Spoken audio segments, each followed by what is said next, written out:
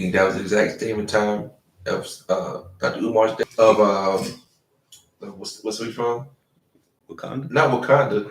Wakanda's next door. Oh, Wakanda's next door. Next door. Oh, okay. Zamunda. Oh, Zamunda. Oh, yeah, that's right. King of Zamunda. Yeah. Yes. Good afternoon.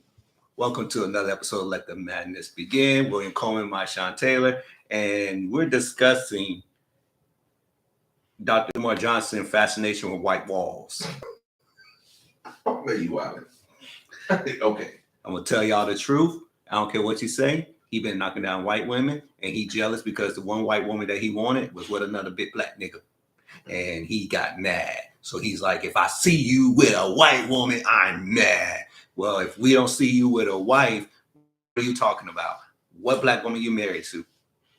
What black children do you have? Well, he's the direct descendant of Frederick Douglass. Yes. So he came from the white woman. Okay. Yeah, I'm not gonna argue tonight. Whatever, man. Oh, that's not what we hear about today now. But I just think it's a cute story because he full of shit. I don't care. Well, you did it wrong, man. What's going on with you? Because people like him, like pastors and stuff, when you mislead the flock, and the Bible even speaks about this, God holds a lot of people more accountable when you go in front saying that you are leading his flock. Yeah. Leading them down. He holds you because what a shepherd. But I understand what you get. But my thing is, when that time comes, the judgment's not on us. Judgment's on him. That's true. Like I tell people, it's not only people like him, it's anybody in general. They say they do things, they claim titles, and they get dealt with sooner or later, or sooner and later. Okay, that's fair. Because all three of this. Because when you start, in my opinion, you start claiming titles on your own. Like you claim you're evangelist, you claim you're a prophet, Prince African. That type of thing, in my opinion, you kind of put yourself, if you're not walking that line in that life, it sometimes catches up with you immediately or somewhere down the road. I agree. Or in the long run. So, he can play the long game of Pan-Africanism. Cool, you do that your thing, brother. But hey, like you said, we're still waiting on the school to be refurbished. It is cheaper to build one. So hell, Jalen Rose got out of school, LeBron James got out of school. No matter how much people want to talk junk about LeBron James, he got out of school. Yeah. Y'all gave money to a black man that has not produced a school, just like y'all gave money to a church that has not been owned, building fund for 80 years. The average mortgage is 30. Who been mismanaging money? But we ain't talking about that today because we only have 24 hours to live. No, I'm just playing. But what if you knew the date and time that you was going to exit this earth? What would be different in your life? What would you have done differently? Would you throw caution to the wind more and live your life more recklessly? Oh, go ahead. Continue. Would you take those risks that you didn't take? Would you have, jumped on those opportunities in relationships and businesses? Would you waste? I'm gonna say it like this: would you waste your time going to school? Or would you, because when you life is different when you know the day and time. Because then you're like, what's more important? What would you prioritize? What would you prioritize? What would be different? What would be valued in your life if you knew the date and time of your death? Ooh. So now the thing, some people be like, well, what is it depending on the time? So if it's 24 hours from that, 24 hours from the moment. Like that 24, if I knew it was 24 hours from the moment I found out. I even do one better. You remember Logan's Run? So it's an old 70s sci-fi movie. I love sci-fi movies. This is an old one. Everybody dies at the age of 30. That was it. They didn't live past 30. I got you. All right, I like this scenario better. Yeah, so they knew on their 30th birthday, that was it. So they the birthday, the 30th birthday. Yep. And then the next day, that's it. That's it. They'll have a ceremony, I like interesting. and then they'll go off, and then they'll kill them. They didn't. Wait a minute, they killed them. Mm-hmm. Well, why didn't they just so they don't die? They just kill them at 30. Right. Well, I'm just saying in that concept. In that Okay, concept, I got they you. knew In that. okay, I got in that but concept, this scenario, you die right. of natural causes. At Right, 30. you're gonna die. This, okay, I like that. Sounds far better. Yeah, but no, I'm just saying it's just that in the movie they knew 30 was it. Like they killed them at 30. Right, at 30 years old, it was a ceremony. So wait a minute, how were the people that were doing the killing? So it's always interesting that you find out in life that the people who are actually keeping you from doing something are the ones doing them themselves. So of course they're older.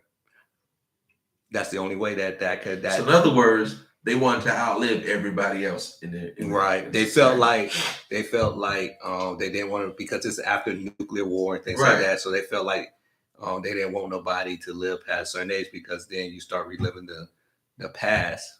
Well, it was just something that they came up with. Okay. Logan ends up living past 30 and leaving the little dome area and living in the wild and stuff like that. All right. But yeah, so say for instance, you knew at 30 you died. So from the moment you were cognizant of life, right, you are being informed, hey son, you're 3 years old. We'll say 5. Let's say 5, because you didn't, Okay, 5 is good. I think 5. Yeah. 5. No, let's be fair. Let's say 10. Let's say 10. Okay. That's a lot to put on a child at 5. Right. So even a 10-year-old is still gonna be a lot. Right. You got 20 years. You got 20 years to live. And somebody tells you that. What is, so make the most of it. So me personally, see, I'm trying to remember at 10. Man, I'm telling. I probably started living. Knowing you'll probably be reckless in the beginning, especially being 10 years old, because you don't know how to grasp the concept of what you, especially at 10. So I know I'll probably be slightly reckless, because I ain't gonna lie, I was a reckless child at 10 years old. I was into a lot of things at 10 years old, but I wasn't reckless. But probably be somewhat reckless until you get a better grasp of what you got going on. Because you kind of got to process it a little bit. So it depends on, I'm trying to remember where my mom was at. Because I really went into girls like that all too much at 10. So I wouldn't be trying to knock everything down I ran into. Probably make sure I had every toy possible to play with. Video games was not until they come around until I got a little bit older. So it was still Atari. So, play my Atari games. At 10, like I said, it depends on each year as I get closer. Things I'd want to achieve. Matter of fact, what I'd probably do is set a list of things I'd want to achieve by the time I pass away. So you would create a bucket list. Like a bucket list. Yeah. Maybe I'd probably start a bucket list. And then, the concept is to start working on that bucket list. What puts me do things that put me in a position to achieve the things, Travel the world see as much as the world as possible. Are probably one of my things. Definitely fall in love. Yeah. Type thing, little stuff, have a wife and kid, maybe. Or maybe just make a kid, leave a legacy behind. I don't know. Start shooting up the club, as we say. Start shooting the club when you get closer to 30. I'm looking more like the guy that got 33 plus kids. I might be like him. Nah, let me stop. Well, but I mean, me personally, like I said, it depends on. I can't fathom what I was thinking at the time, but I would do everything. I try to fulfill each year, make sure I got the most out of life and time. Spending time with family, friends.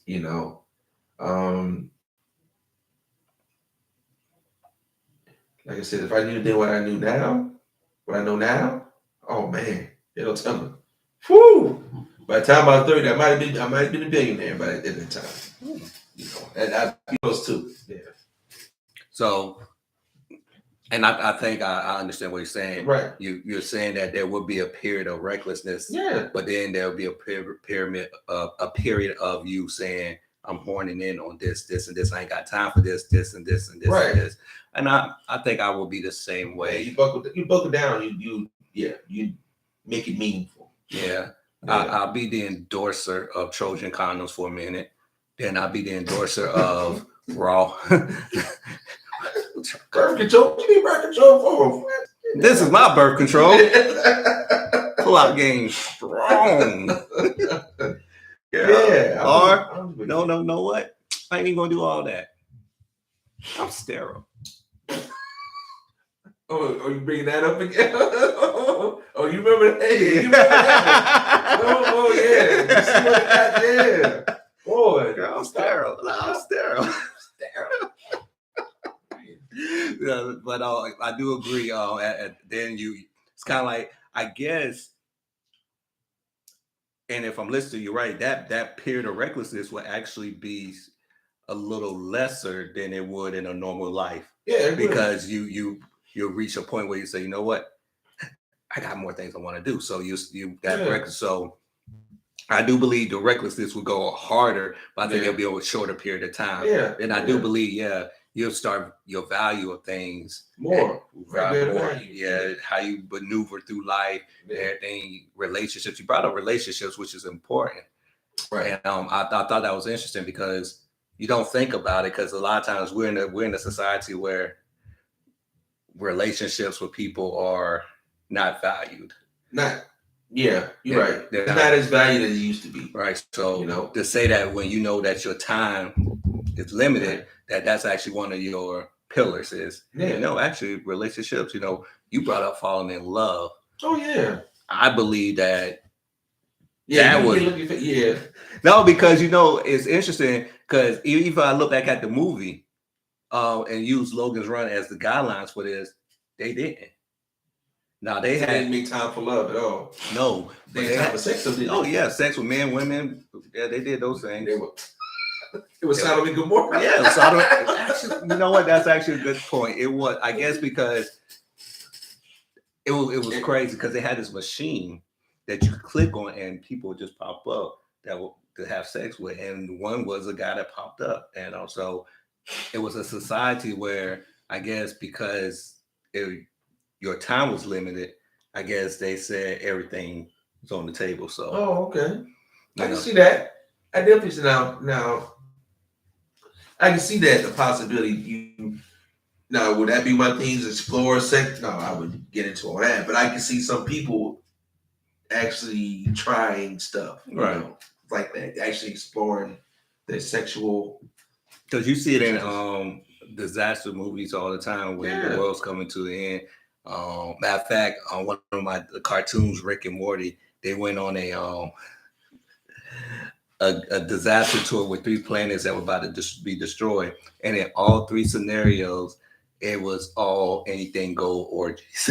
All 3 scenarios. It was and drugs and everything. Yeah. And in Logan's Run, they did drugs and all that stuff too. So I guess the flesh, I guess through a certain period, as we say in the Bible, the flesh will win.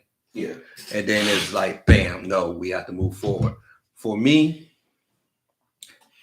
I think I'll go the route, like you said. It's interesting because now it's like, man, what would be valued now? Is it more important to have a career or more important to travel? Is it more important to experience life or to work through life? And those will be the questions at that moment, because you know what day, the day and time. So it's like, man, anything I'm doing outside of what I want to do is a waste of life. Mm-hmm. So if I end up taking a job and trying to have a career, is that really what I want to do? I know it's a necessary evil, but it's something that I want to do. Or am I using that necessary evil to fund what I want to do? Right. So that would be the interesting part, because now when you know everything on the table, it's like, man, now you got to try to maneuver through it. Do you think that society will be more advanced if we knew the day and time, because people will actually be more focused on leaving a legacy? Because we're big in leaving something. Yeah. And that probably my greatest thing, the legacy. Not only just the bloodline, but the effect you have on other people. Because people think a legacy is just what you pass on, Right. family wise. But no, it's also the effect you have on others in life. Because somebody told me a quote. Somebody was had a conversation, and he said, sometimes you really don't know how much you really loved and cared about until it's your funeral. And he said, my people show up to see. That's true. I do believe that. I honestly do believe that. And that's that this is their family, friends, people that you might have talked to once or twice, and might have seen you around or whatever. Cars passed years ago, and they find out, yeah. And that probably the overall part of one of my main things as well. It's like, how many people can I touch in a positive way to go on and pass on, pay forward what I passed on to them, So, because pretty much what your parents want to do. That's what your grandmother set your mom out to do, is pay forward the positive things, hopefully, that they poured in them, that they poured into you, that you poured into your daughter. That hopefully when she poured, God, when she have kids, she poured into her kids. You understand what I'm getting at? It's like, and that's what legacy is about a lot of times. Not just handing over property, jewelry, material things, things that are sentimental, and that I can see that, and you think about it. I think a lot of times we start to live that way, but then we go back to the same pattern of, like you said, damn, I'm back to working through life instead of trying to experience life. Right. And I think, like you said, if we focus more on trying to experience more in life, and like I said, I think it'll change to a certain extent, but I think you still have those same folks that always in their mind is like work, play later. But if you're not making time to work, to play as you work, sometimes you need to do that. Right. You're not got time to experience anything but what you go through at work. Yeah. And that's crazy. Like you said, you've never been on vacation until recently. I didn't realize that too. I thought about it, like to take an actual vacation, like nothing related to the army, nothing related to my job, like to go somewhere and just be there and just enjoy what's going on around you. Just be there, like you can, if you decide to be wherever you are and not get up and have to worry about clocking in, turning in reports, answering phone calls unless it's family or something. And even then, you on vacation, you're enjoying you're taking in what's around you. Exactly. You're taking it all in. And the reason why this came to mind is because why aren't we living that way? Because we don't know that day or time. So which means every day it could be our last. Because you know what the issue is? The thing is, because I read this somewhere. We're set up in a sense to achieve these great things. You got to put in X amount of work, and you got to work until you get that. Okay. At the same time, you could be enjoying your life, which a lot of us aren't. Because we're taught, hey, you gotta work, no time to play. You gotta work. No, look, gotta get this done. We put deadlines on vacations when we go on vacations. That's true. Instead of, hey, you know what, I'm just gonna go on vacation. When you come back, I'll be back when I come back. Our jobs do that to us. Hey, we give you 14 days paid vacation. Said, hey, you go on vacation, come back, your job will be here. We got sick time. Okay, well, hey, like X amount of sick time, but hey, you're sick, got it. Just let us know when you feel good, you in the right mind. You come back, your job will be here. A lot of things we put on ourselves as a society, these are things we put, because we put a constraint on the value, through the value of time. We put a constraint on that. We sit there and we'll tell you, oh, well, yeah, I got, this job, it pays, got paid vacation. And how much vacation time you get on? Just 1 week. 1 week. 1 week. By the time you start, it's done. But yeah, you think about it. By the time you think about it, if you were usually say for instance, we go on vacation to Dubai. 1 week to go to Dubai. That's a 2-day flight. Yeah. That's a 2-day flight. So when you get there, that's a 2-day flight going. So it's a 2-day flight coming back. So you only get how many days are actually 5 days. And then you think about it, you get there, you probably land late that evening. Mm-hmm. You got to get adjusted to time. So by the time you get adjusted, you're already down to 4 days. Down to 4 days. And you might get time to see, you get to experience the tourist stuff, but you don't actually get to experience the city itself. Right. The whole environment, the whole country itself. And by the time you get back on the plane, you look at it, you really didn't experience anything. That's how it be. And that's why I was like, man, maybe we need to reevaluate life. We do. But that's just here. Because in other countries, you know, they allow 3-week vacations. They allow you to have, you got a vacation, like family vacation time, you got your own vacation time, you got your sick leave, you got paternity leave, maternity leave. So there's in Germany on Sundays, nothing is open because it's time for that's time you spend with your family. That was crazy. Yeah, you didn't believe me when I told you. Sundays, nothing's going on Sunday. There's no partying, there's no bars, no. Everybody's having family dinner, family time. You feel out walking with the families out there. You know, everything is family centric on Sunday. You know, it's still the same thing all the time, but that Sunday, that nothing's going on. Nobody's working. Yeah, that was it was a shock. It's just nothing's moving. There's no mall open. There's no stores. Everything is dead. You know, it's not dead, but nothing's going on except that's family day, family dinners.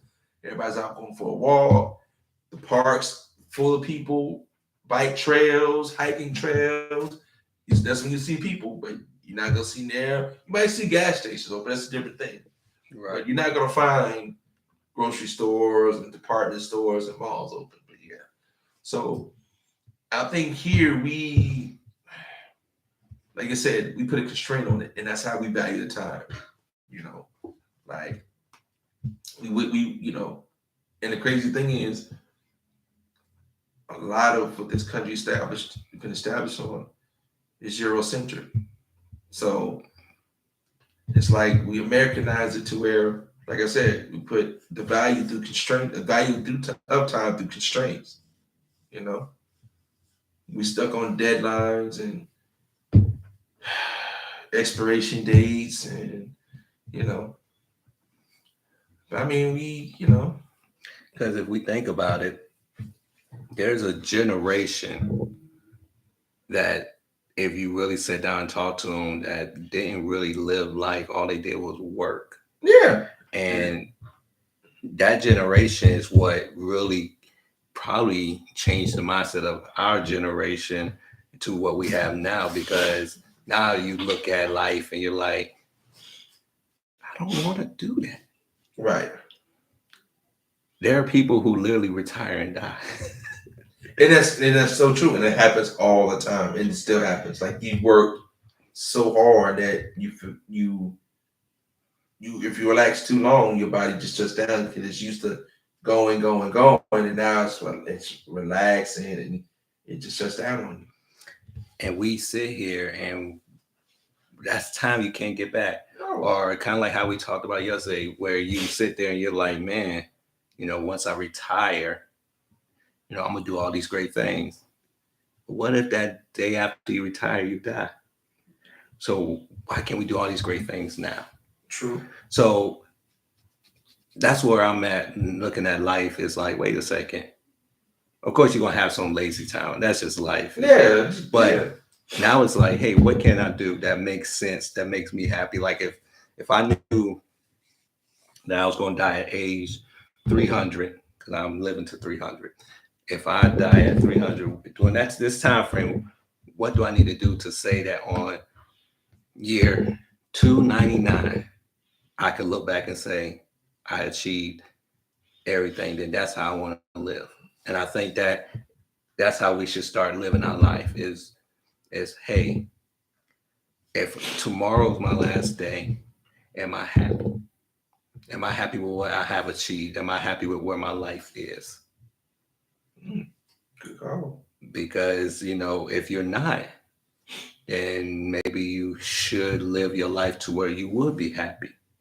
Maybe you should live your life to where what makes you happy. Because there's a lot of people who are not happy. It really is. I agree. It's a lot of people who are working jobs that they don't want to work. A lot of people living lives they don't want to live. And but you're wasting your life. Right. Because like you said, we're invested in the job, which we feel is an investment in life. Like you said, we're not invested in our lives. Like you said, it's one thing to say if you're working a career that, like you said, that you don't look at it as work, that you enjoy doing. That's different. But you're doing something that you got accustomed to and you can do it, effortlessly. Then that's, and it's like you go in, you clock in, you pretty much just buy your time. There might be a few hiccups here and there, but pretty much you just go through it like, hey, like my man in the donut commercial, or Dunkin' Donuts commercial. He wakes up in the morning, half sleep, gotta make the donuts, gets up, gets dressed, all tired and stuff, still tired. He gets there, he drives there, gets there, no problem, no issues, doing it, everything in his sleep. Pretty much he's walking back in it, back in bed, back up again, time to make the donuts. That's pretty much, man, you don't want to be like that. And when it gets to that point, it might be time to move on to something else. Because, sometimes, like I said, if you value your time enough to invest time in a job, why not invest it in something that you love doing or don't mind putting your all into it? Right. And that's like you said, it's just like your generations have said, hey, hard work is the only way you can enjoy life. But why can't you enjoy your life while you're working? Yeah, I agree. Put in that hard time, So the next question, which I think goes along with it, is would you worry about your opportunities that you missed, or would you focus on the opportunities that you have? Because I work on the opportunities that I have, because you can't, and that's what I do now. You can't, like you said, you can't cry over spilled milk. Right. Hindsight of 2020. Hey, the water has, there's water under the bridge. You can, because the thing about it is a lot of times, I think we said this before, somehow that opportunity, if you let it go, sometimes if it's meant for you, somehow falls back into your lap. That's true. I do agree. It may not, and I always tell people sometimes opportunities do keep coming. It may be in a different way. Right. Like you have opportunity A, which may be the granddaddy, but then opportunity B comes. And I thought about it with Magic Johnson because he told his story about the Nike. Yeah. And everybody's like, oh man, you should have did this, you should have did that. And I'm like, you act like that man made bad business decisions. No. It's like opportunity A may have been Nike, but however, we ain't really paying attention to something that he said. This was he even 20 years old yet? Yeah, he said that he wanted to take the check. Yeah. However, people don't realize this. If they got Magic, they would never have got Jordan. Nope. So Nike may not be where they're at. No. So honestly, what looked like a great opportunity for Magic and for Nike is based upon the third decision, which is Jordan. Right. That's a variable. Right. Because if you get A, which is Magic, you wouldn't have Jordan. You wouldn't have Jordan. You wouldn't have had Jordan because Jordan wanted Adidas, and he probably would have been at Adidas. So we're having a totally different conversation, and I think that's why I have a problem with people looking at opportunities, past opportunities, because you're looking at it through today's eyes. It's easy to say, you know what? I'm glad I left. For instance, I'm glad I left that girl. My life is better. Yeah, but you're looking at it now because you're out of something. Right. It may not have been that way, and I think that's has been a problem with people. We always look at past opportunities in this rose gold setting, like, oh, if we would have done this, and this. No, it is what it is. However, I do think that looking back at those opportunities do hinder the new opportunities. Yeah. Because you're not really focused on what's in front of you. Yeah. I think that's where we trip up a lot, is because we keep looking backwards trying to move forward. Okay. You know, I appreciate him telling us that, but I don't like when people be like, oh, I would have done, because you know you have all these people. If you go ahead. No, go finish you saying back. I still was You know, if you would have invested in Tesla in 2014, this is how much your stock would be. Okay, I can't worry about that now. No, I can't. But so why tell me about it? But look at the variable. When the stock would have failed, you invested all that money. Because you think about it, stock market, it's always a chance. Is always a variable. Yeah. You know, it's all like, you know, it's the chance you take. You know, like cryptocurrency. You know, hey, if I would have had X amount of dollars, yeah, I'd have invested in, you know, in Bitcoin. You know, but hey, at the time it wasn't accessible or wasn't logical, economically. You know, I didn't have the opportunity to do so, so I didn't. You know, but hey, that's just what it is. You know, and then people, you know, oftentimes, like you said, we live off of hindsight, but you're not looking to what's in front of you. And as you're looking back, and what's in front of you might pass you by the time you turn around, you done missed it. You're looking back like, damn, I missed that too. Yeah. You know, so, and I think we, you know, it's always said that luck is with always preparation, when preparation, opportunity, correct? Yeah. And I think that's a lot of times as well. You just prepare yourself for the opportunity. If you stay ready, you never have to get ready. Right. Exactly. And I feel that way too. And I just noticed, especially, you know, in this social media age, we have people who always want to tell you how to do things, how to live, what everything you're doing is wrong. And one thing I always try to tell people is that it's easier for people to criticize when they're on the hill. Yeah. But they were just like you when they was trying to climb it. There you go. They got those. They just covering their scratches, their bumps, their bruises. Yeah. But they were in the same when they were climbing that hill. It's easy when you on top of the hill to look down and say, "Oh, you need to go over here," because you're seeing the obstacles now. Yeah. But trust and believe. The only way you can find a person on top of the hill that doesn't have any scratches is the ones who were born into it. Born on top of the hill. Yeah. And would you take advice for a person that was born on top of the hill? No. Because they couldn't tell you how to get there. Yeah. They may be able to tell you how to maintain it. Oh. So that's why I tell people you have to be careful when you're hearing these people, because all they're doing is just telling you from their vantage point. Yeah. Which would make more sense if their vantage point was to guide you. But most of the time it's telling you you're wrong, you this, you know, it's funny. Not everybody from Fat Joe to a couple of these other famous people, and all of a sudden they want to bash regular people, be like, "Oh, you ain't got nothing because you know what I'm saying? You ain't working hard enough, nigga. Your name is Fat Joe, and you call yourself crack. Anybody that sold drugs to the community is a whack." Straight like that. If you made your money off of selling drugs to the community, you really think you that hard? No. You're a coward, because that was the easy way out.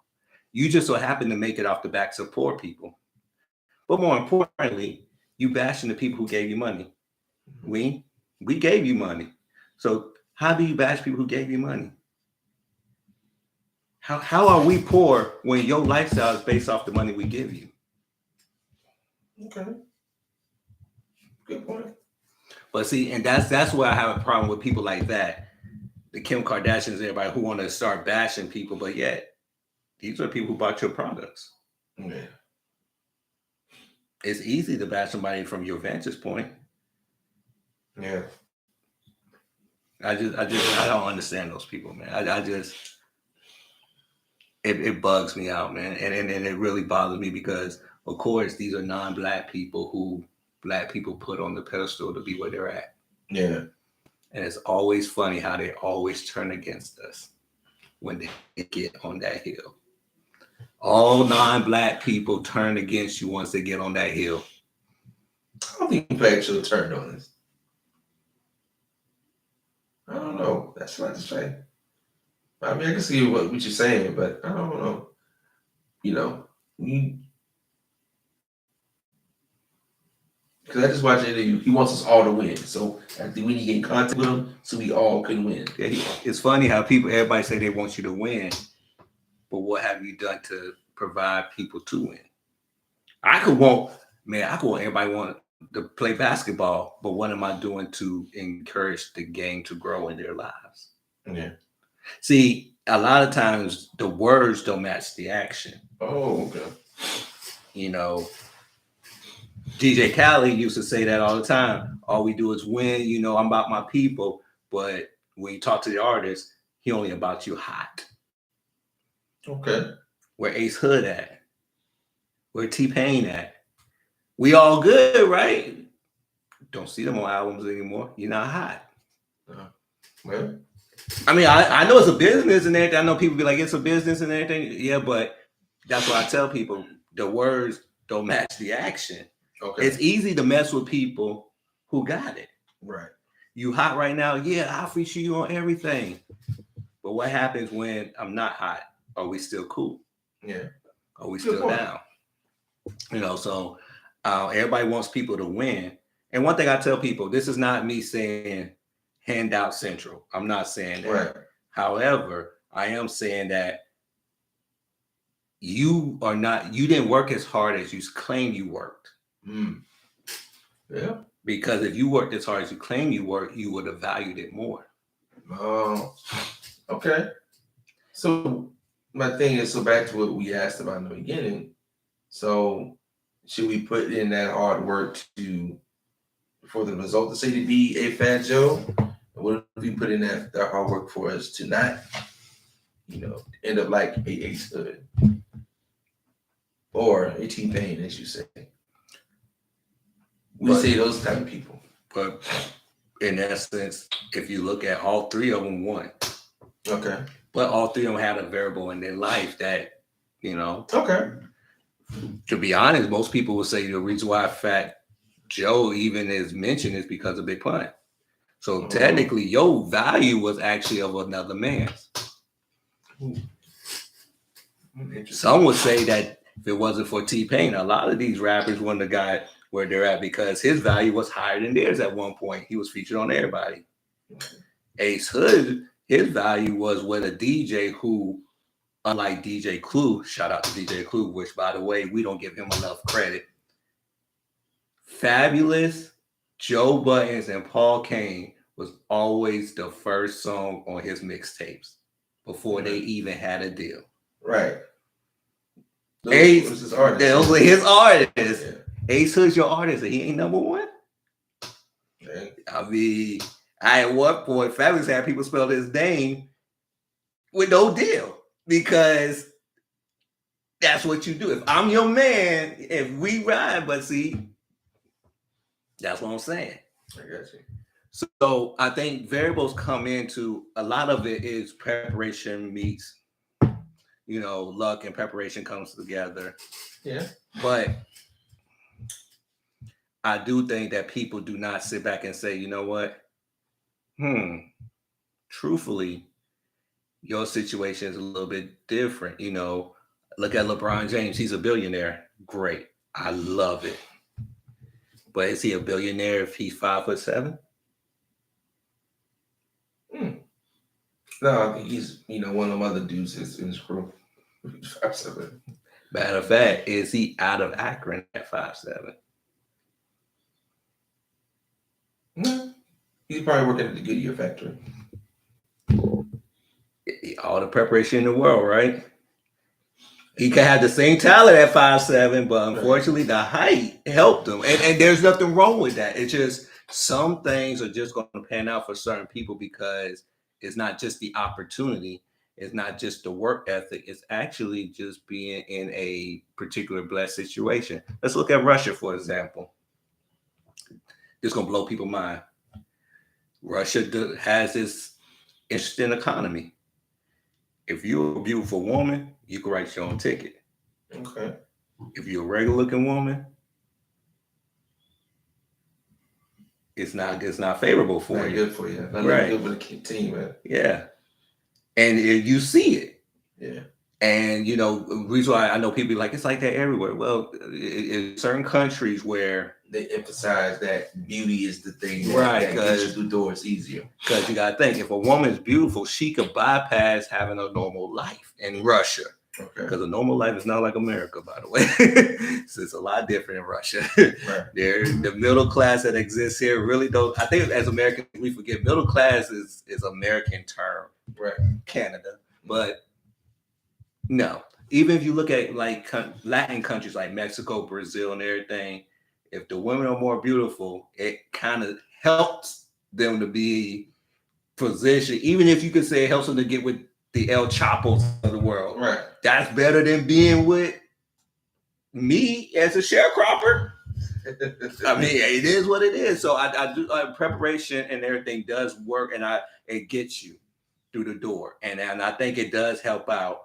But we don't. That variable is in there, and sometimes that variable can be the difference between you and this person. And the reason why I bring that up is because this mixed girl, she got, she's one of these mixed girls that always want to knock black people now. I love these black people. They want to be like, oh, this doesn't exist, that doesn't exist. Okay, cool. She made a statement. She said, white privilege doesn't exist because we have affirmative action. And I said, and in my mind, I'm listening to this. I'm like, you know what? I don't think she understands how affirmative action came through, because of white privilege, we have affirmative action. Right. But, I'm going to listen because right. I'm going to listen. So she's like, here it is. And then y'all go to these schools that on minority scholarships where y'all don't belong. Y'all ain't even educated enough. I said, well, that's a lie. I said, if you really look at the numbers, yeah, over half the Caucasians that go to these privileged schools do not make the grades to go to these schools.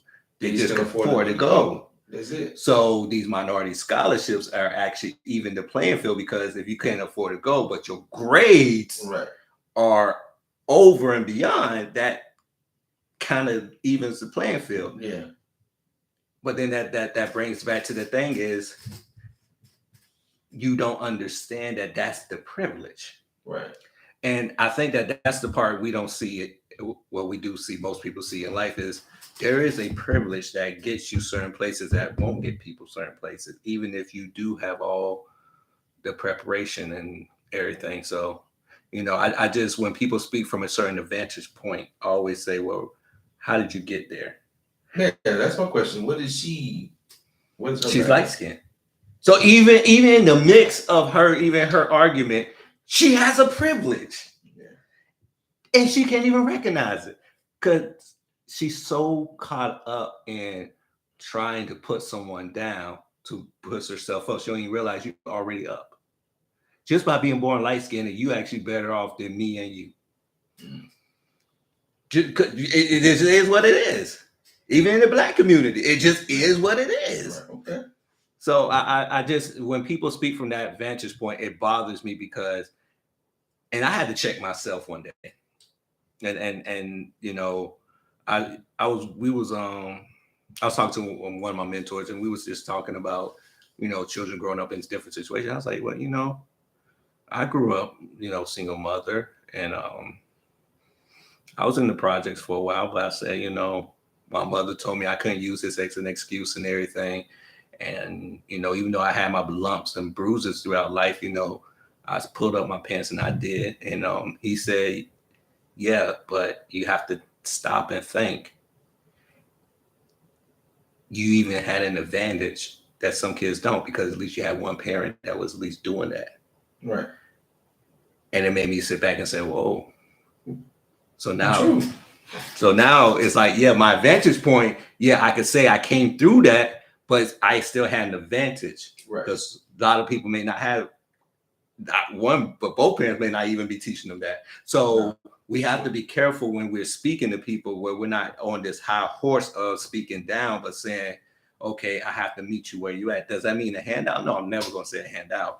I'm just saying that we have to be careful how we speak to people. That's why when I hear people like Fat Joe, Kim Kardashian, you start coming off as if, oh, what, how you made it was just, oh, I just buckled down and work hard. No, you just found the sex tape and had a mother that was willing to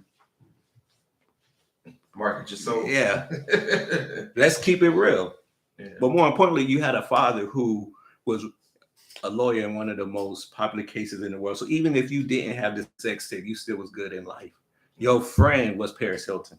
Right. So your vantage point is still different than everybody else. Right. That you still probably would have got some of what you got now, just based off the fact you was in that arena. Right. You didn't work hard. Right.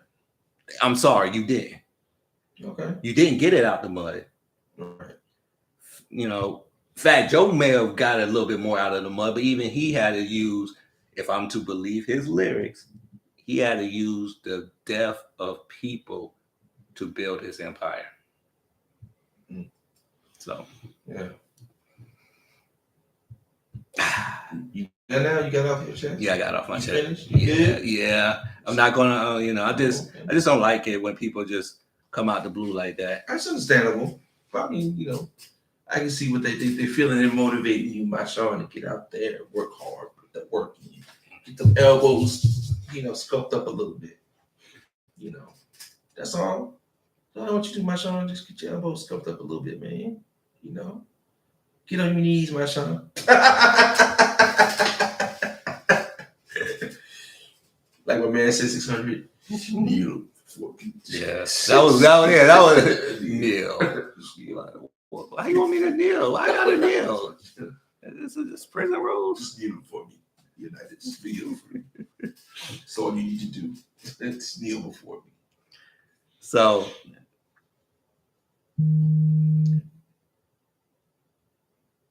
we're gonna have a little fun time on our last leg of this.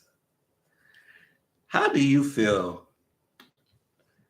Well, let me ask you a question. You heard Monique's response to DL? No.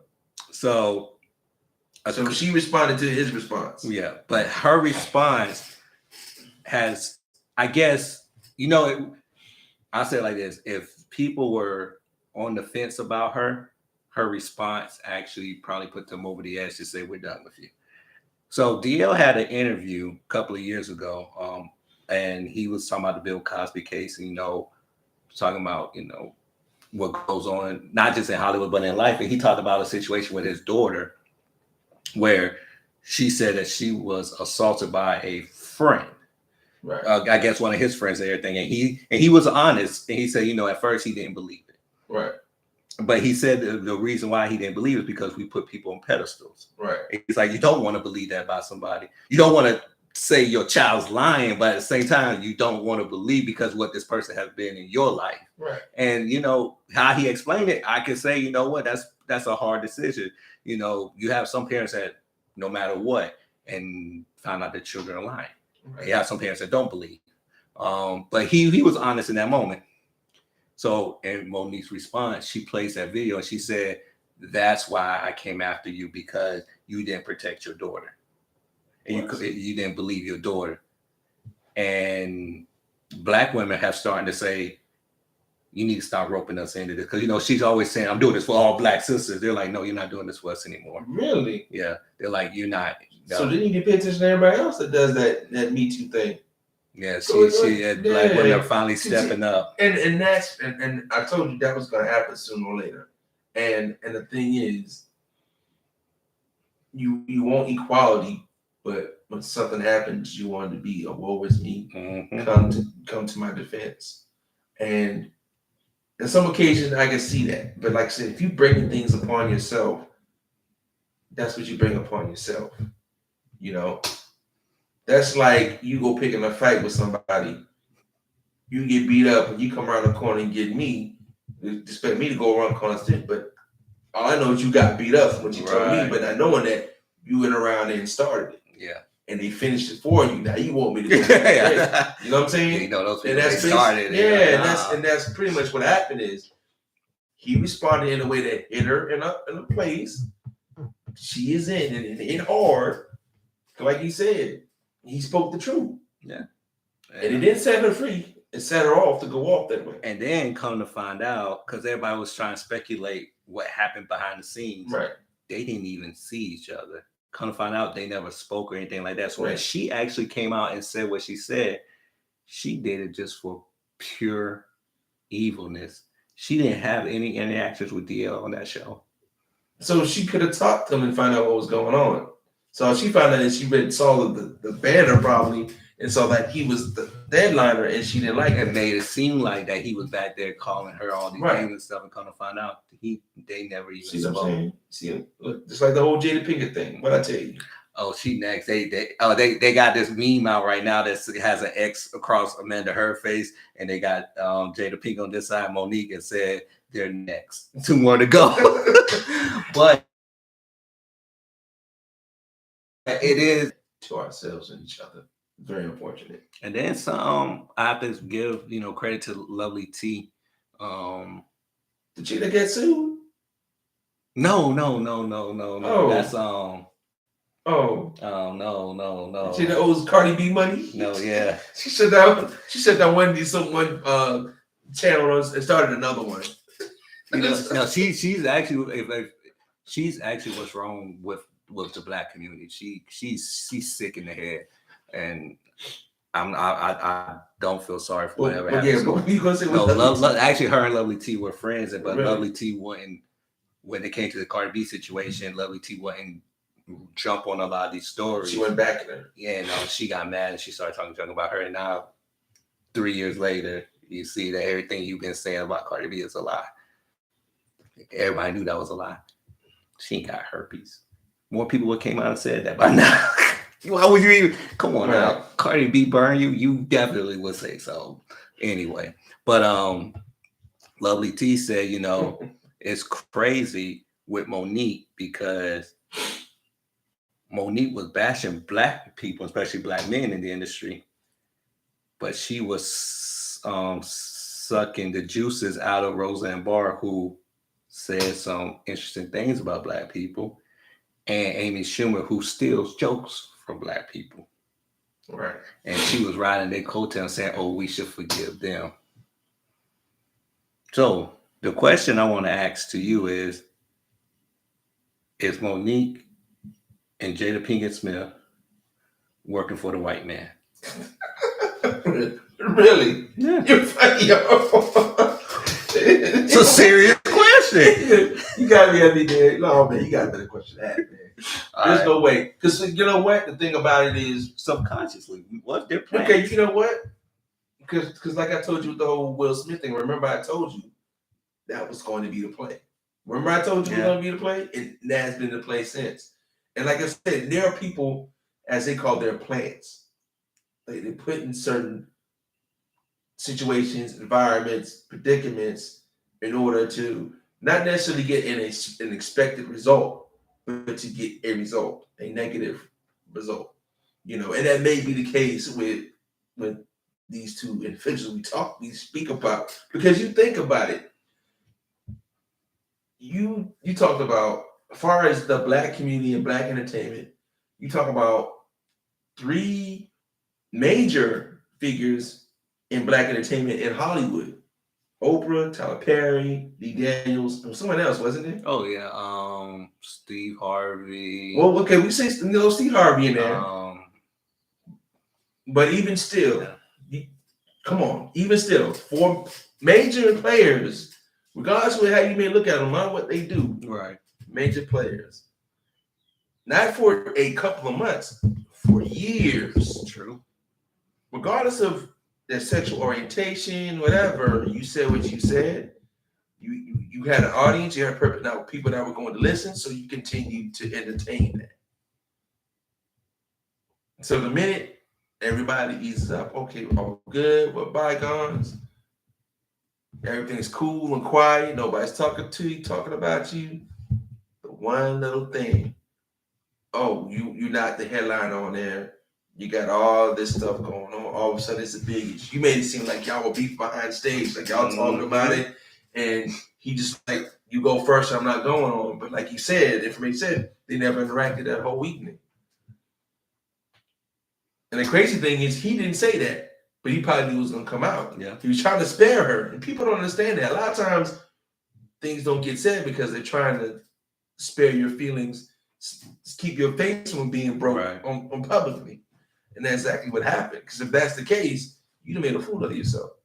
She has, because now people are looking at her differently, and Jada, people are looking at her. Yeah. Now black women are standing up like yo, sis. Because you think about people like, oh, Black Love, Jada and Will, and people. Yeah, I know. They were invested. People were invested. People are, like I said, when we invest in each other, we invest there. We invest in what we fantasize. Right. You know, what we, oh, they're this objective, but this whole time they were telling you in interviews, oh, we have an open marriage.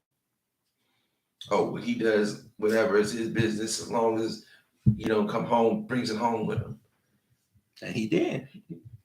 I give him credit for, I don't know if he paid him off or whatever. But even still, that's even I don't know what he did. But that's foul. But regardless,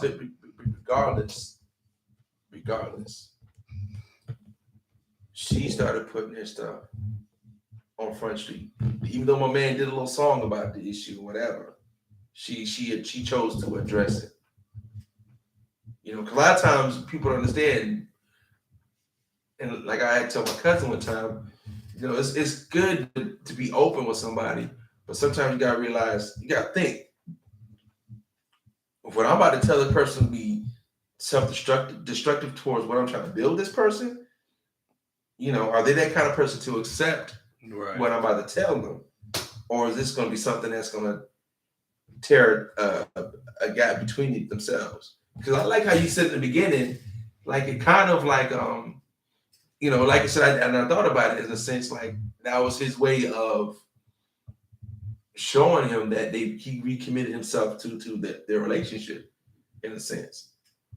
But then on the other hand, she left him hanging. Oh God, yes. Badly. Like this, like I said, what I tell you yesterday, that should have been addressed. She should have addressed it right then and there. She did that man, her husband, the man that she loved, because she loved. I'm guaranteed did the camera go back to her after he slapped her? Yeah, she looked like she was pleased with it. That's the thing. Exactly. She looked like she was pleased with it. Like yeah, he did what he did. And that's why I was like, yo. And he probably got the best since they ever had in like years or whatever. And if he didn't, I know 10 girls right now that would have gave it to him off a drunk right now. Like, will that stop somebody? But back to what I'm saying though. But at the same time, you have black women, oh well, yeah, that's his king standing up for. No, dude, stop. We don't do that. Because for one, if I have an issue with you, if I was real man about it, I'd address you after everything been said and done. But when I know they do cue people, hey, cameras on and we all in one. Right. When the cameras and we're out, we'll break out and put up on the stage. Hey, let's meet, have a conversation. Yeah. I mean, yeah, no, you're right. You know what I'm saying? That's what real men do. That's what boys do. Because they want everybody to see them. Like I tell you, that's a problem we always go through. We want to be seen. We gotta see it's being addressed. We gotta see it. But for what? Like I said, you look. Y'all did movies together. Y'all been on shows. Y'all, you know what I'm saying? Y'all taking pictures together. So y'all have It's not like you're total strangers. Right. Total strangers. Total strangers, dog. They're not total strangers. So y'all pretty much a colleague. So, but these are the hands you play the card, you play the hand of the cards that you're fed. You play them, and this is what happens.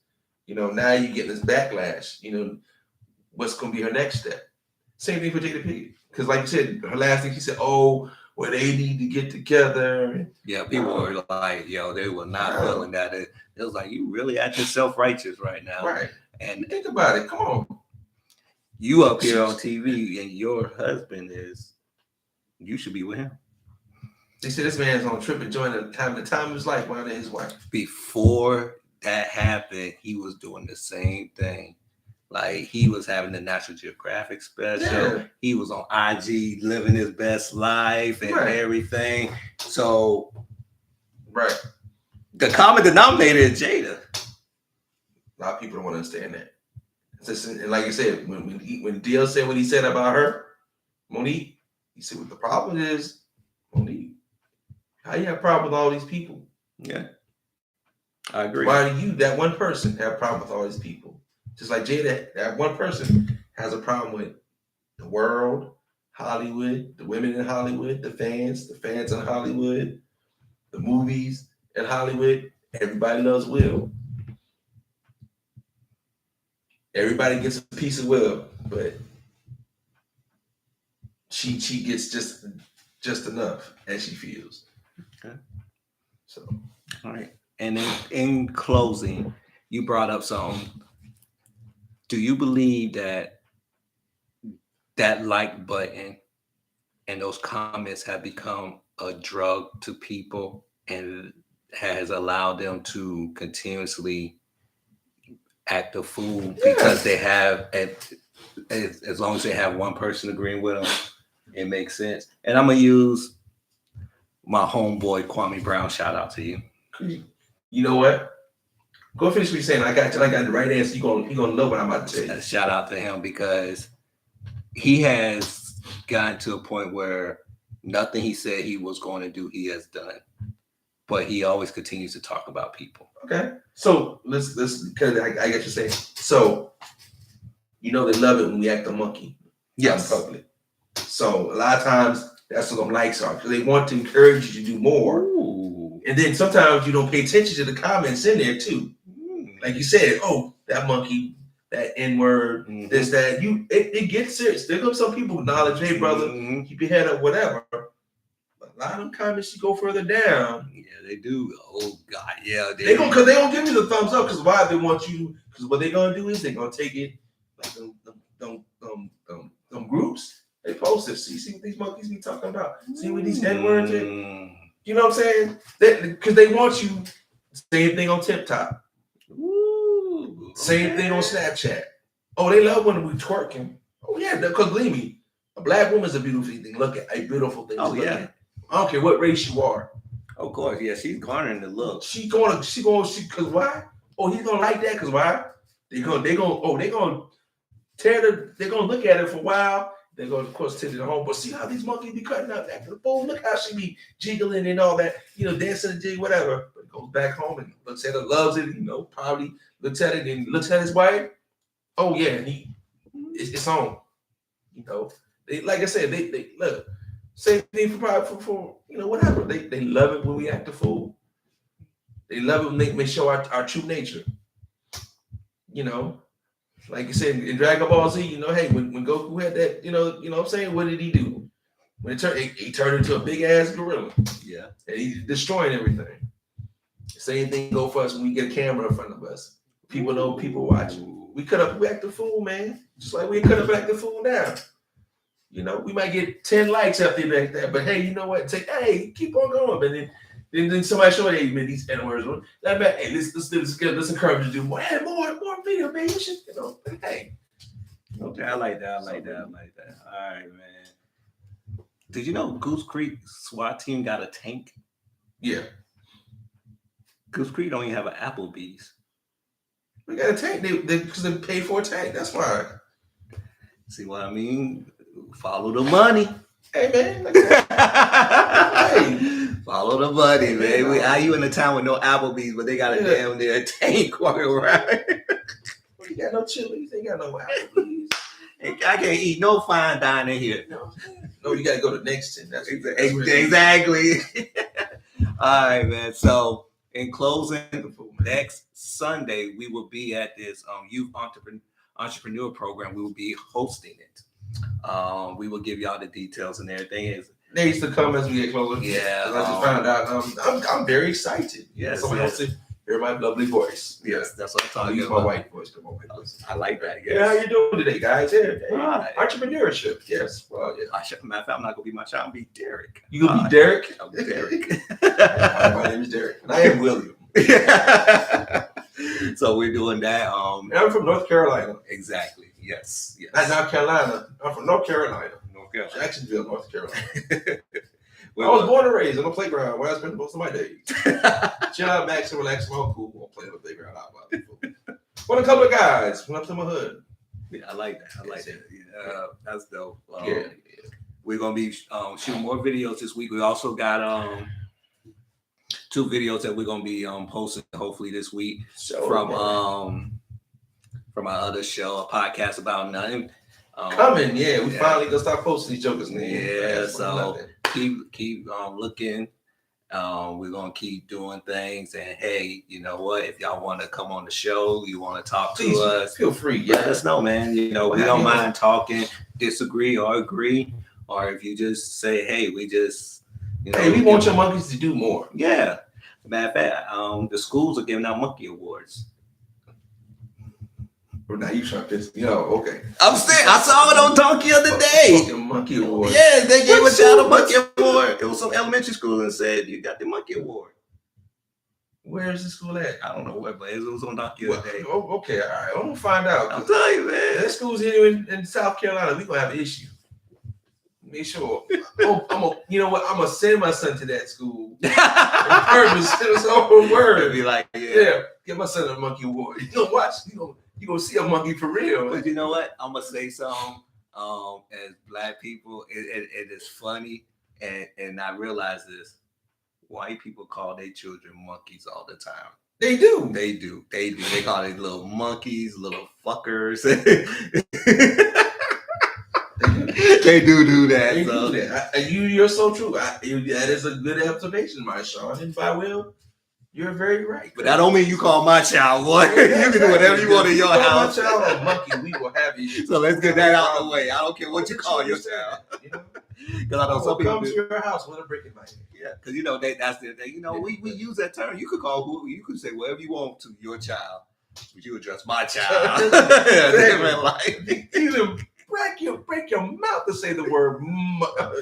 You better call him Michael. That's it. Monty. And I already say Monty. You better say Monticello or something. I don't know. Come here, Monticello. Yeah. Exactly. You better dress it up. Exactly. Make sure it's clean because we will have an issue. We'll have a problem. But yes, look out for us. We may be doing an interview tomorrow. We'll have more details about that. But hey, we're working. We're gonna be grinding hard, and we'll promise you one thing: when we're on top of the hill, we'll piss on you too. Damn. Be blessed. Oh, we are Kelly now? Yes. Okay, sir. All right, you have a good one.